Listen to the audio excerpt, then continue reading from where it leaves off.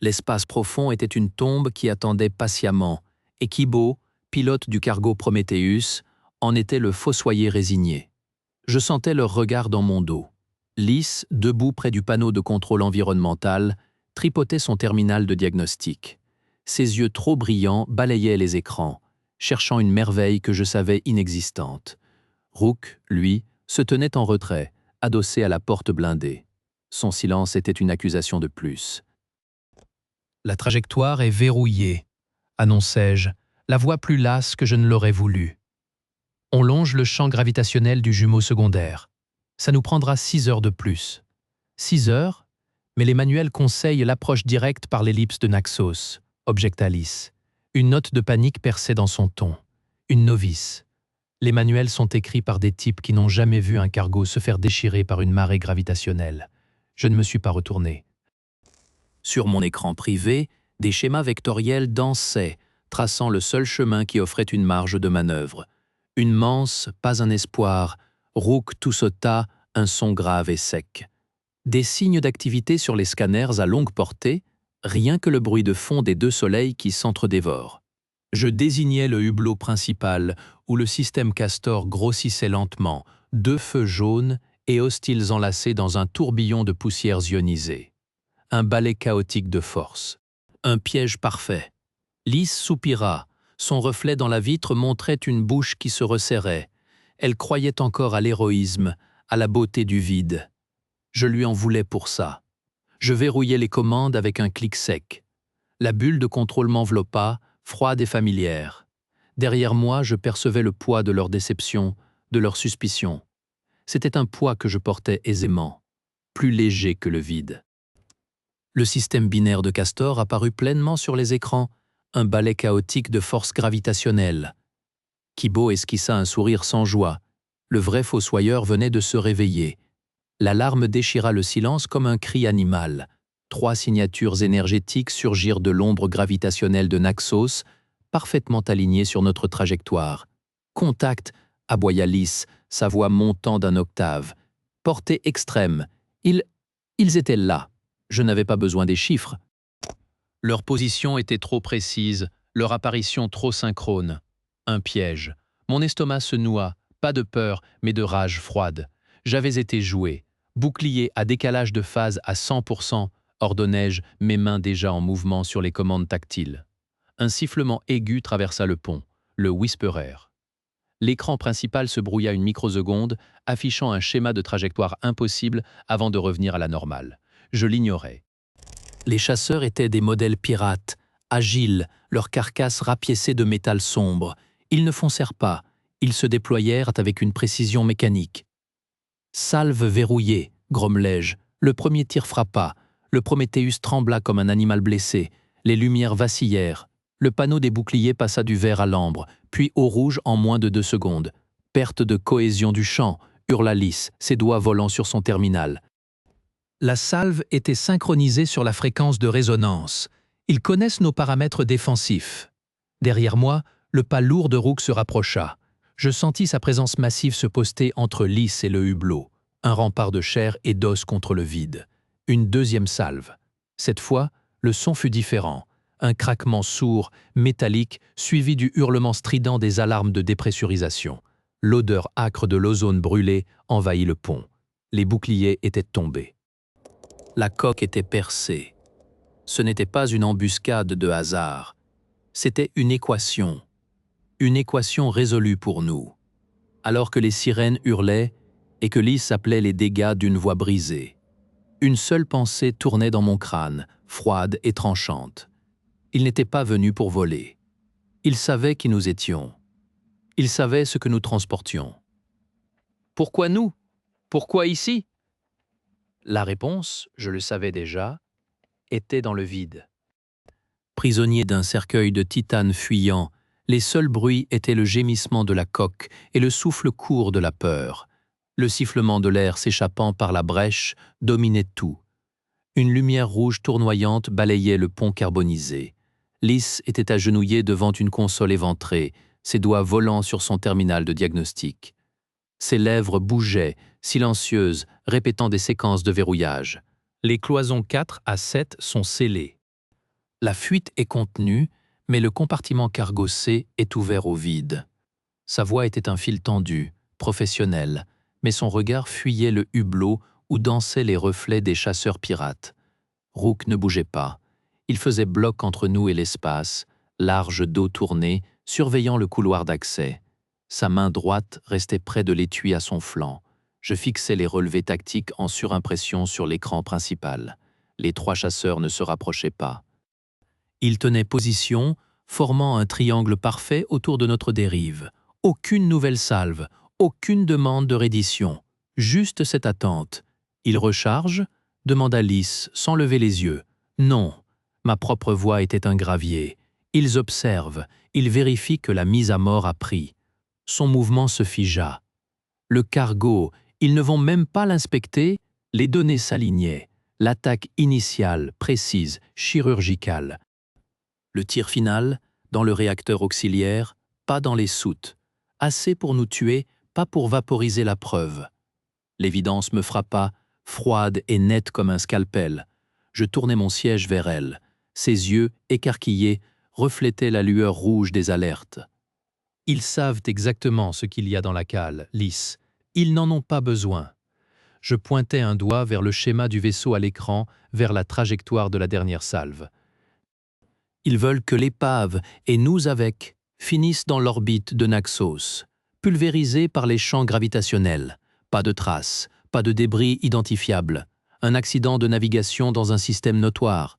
Elle blêmit. La logique du piège s'enclenchait dans son esprit d'ingénieur.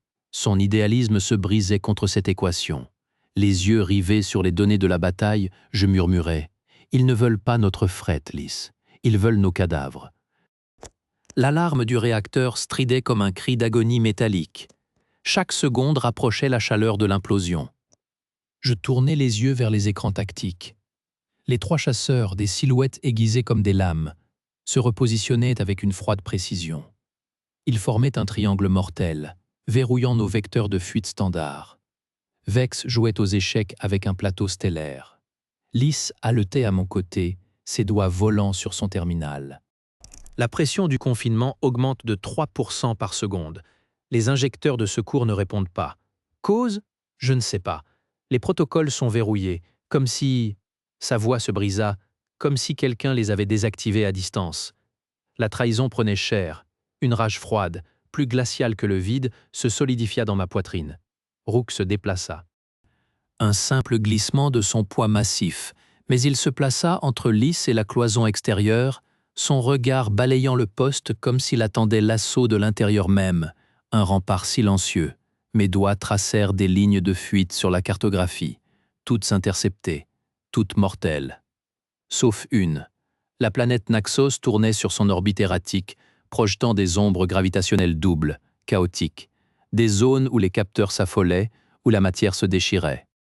Un enfer mathématique, et sur mes écrans, les chasseurs évitaient soigneusement ces zones. Leur formation impeccable se déformait pour les contourner. La faille. Lys, ma voix était un râle. Transfère toute l'énergie restante au propulseur de manœuvre. Tout. Elle me dévisagea, horrifiée. Les boucliers tombent à zéro. Un seul impact et... Ils ne nous suivront pas. Je pointais l'ombre mouvante projetée par Naxos sur le scanner. Un vortex de données incohérentes. Là-bas, leurs calculs sont inutiles. C'est du suicide. C'est du suicide ici aussi, cria-t-elle. Là-bas, on choisit le couteau. Ici, on attend le couteau. Face aux données tracées, une folie germa dans l'esprit de Kibo, utiliser l'enfer gravitationnel même qui les avait piégés. Mais plonger dans ces ombres doubles, c'était jouer à se faire déchirer par le cosmos. Le pourrait-il avant que le réacteur ne les réduise en plasma ? Il n'y avait plus de calcul, plus de cynisme, seulement l'instinct brut de plonger l'épave dans la gueule des ténèbres jumelles. J'enfonçai les commandes. Le Prométhéeus gémit, sa coque tordue vibrant comme un diapason frappé. La planète Naxos grandit à une vitesse obscène, ses marbrures gravitationnelles déchirant les scanners en statique. Derrière nous, les 3 signatures pirates hésitèrent une seconde. Une seule se lança à notre poursuite.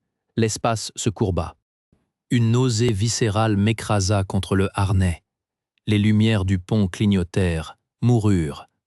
Dans le noir, seul le grésillement des alertes, et le souffle rauque de Lys. « Tenez-vous » rugit Rook, sa masse se déplaçant pour bloquer Lys contre une console. Le vaisseau hurla. Une force nous tordit, nous étira. Des boulons explosèrent quelque part dans les entrailles. À travers le viewport, les deux soleils de Castor dansèrent une sarabande folle, leurs lumières déformées en spirale cauchemardesque. L'ombre de Naxos nous avala. Le chasseur pirate qui nous suivait apparut un instant, désorienté. Puis ses boucliers saturèrent sous une torsion invisible. Il se désagrégea en un nuage de débris incandescents, silencieux. Je luttais contre les commandes devenues molles, chaque muscle bandé. La folie du plan se payait cash. Les indicateurs structuraux viraient au rouge sang. Le Prométhéeus allait se briser. Puis, la pression cessa. Brutalement. La pesanteur relative nous saisit. Le vaisseau, miraculeusement entier, dérivait dans une poche de calme bizarre. Les soleils n'étaient plus que deux lueurs lointaines, séparées par la masse sombre de Naxos, plus de signes pirates. Seul le ronronnement agonisant du réacteur brisait le silence. Lys sanglotait, adossé à Rook. Le garde me fixa, un hochement presque imperceptible. Mes mains tremblaient sur le panneau de contrôle, collées par la sueur et l'adrénaline. Dans le silence soudain et l'apesanteur relative, Kibo osa croire à l'impossible. Ils avaient survécu. Le grondement des réacteurs en surchauffe s'éteignit, laissant place au seul bruit de leur respiration haletante et au gémissement de la coque. Je desserrai mes doigts, un à un, du panneau de contrôle. La douleur irradia dans mes articulations. Le silence était une gifle. La console principale clignotait d'un rouge agonisant, mais le vaisseau tenait. Il flottait, apesanteur blessée, dans l'ombre froide de Naxos. Les deux soleils de Castor, jadis des brasiers écrasants, n'étaient plus que des braises lointaines de part et d'autre de la masse planétaire. Aucun signe des chasseurs. Ils avaient soit été broyés par les champs, soit jugé le jeu trop risqué. Statue, ma voix était un raclement rauque. Lys se dégagea du bras protecteur de Rook. Ses yeux étaient rougis, mais ses mains, quand elles se posèrent sur son terminal, étaient stables. Réacteur en mode survie, bouclier à zéro, coque tenue par la volonté et trois poutrelles, je pense. Mais nous ne tombons plus. Nous sommes en orbite. Une orbite stable, je crois. Elle leva les yeux vers moi. Comment ? Je ne répondis pas. Je ne savais pas. La trajectoire du siffleur avait disparu des écrans. Un fantôme ou un ange gardien. Peut-être les deux. Rook se leva, son imposante silhouette se découpant contre le hublot fissuré. « Les systèmes internes, verrouillés ?» dit Lys, son idéalisme mort étouffant sa voix. Le sabotage était externe, un verrouillage à distance des paramètres défensifs. Ils nous ont livrés. Elle prononça les mots avec une froideur nouvelle. C'était pire que de la colère. Je me levai, les jambes flageolantes. La corporation. Le contrat de transit. Les pièces s'assemblaient, formant un tableau sordide et banal.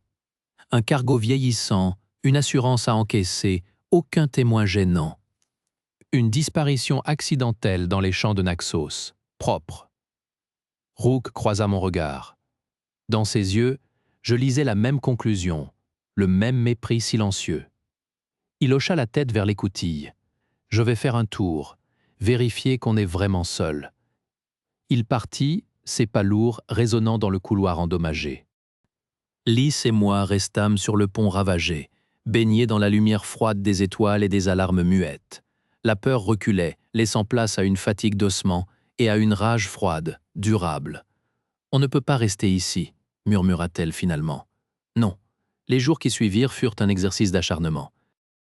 Rook et moi, nous colmatâmes les brèches les plus critiques avec ce que nous trouvions, nos mains se rejoignant dans le froid du vide, maintenues à distance par des scellés de fortune. Lys, l'ingénieure brisée mais brillante, ressuscita un canal de communication basse fréquence, assez pour lancer un mayday crypté, hors des réseaux de la corporation. Elle ne parlait plus de confiance. Elle parlait de redondance, de systèmes isolés, de contre-mesures. Nous ne parlâmes pas de trahison.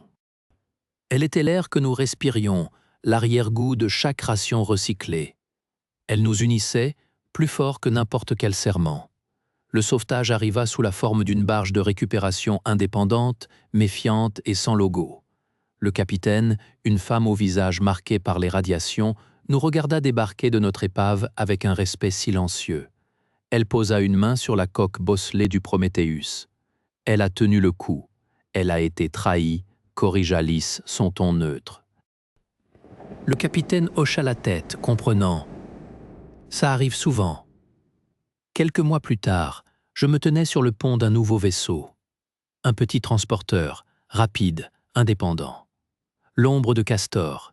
Lys était à mon côté, chef ingénieur officiel cette fois, ses certifications enfin nettoyées par nos nouveaux alliés discrets. Rook veillait à l'arrière, sentinelle immuable, son passé de mercenaire désormais un atout plutôt qu'une croix. Le vide s'étalait devant le hublot, infini, indifférent. Mais ce n'était plus un désert, c'était un territoire.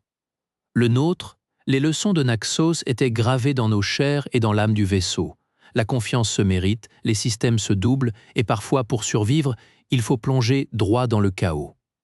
Lys murmura une coordonnée. Rook confirma d'un grognement, un nouveau contrat, une livraison discrète, hors des routes corporatistes. Je posai ma main sur le panneau de contrôle, non plus comme un geôlier sur sa prison, mais comme un musicien sur son instrument, et engageai le nouveau vecteur. Le vide devant moi n'était plus une absence, mais un espace à remplir.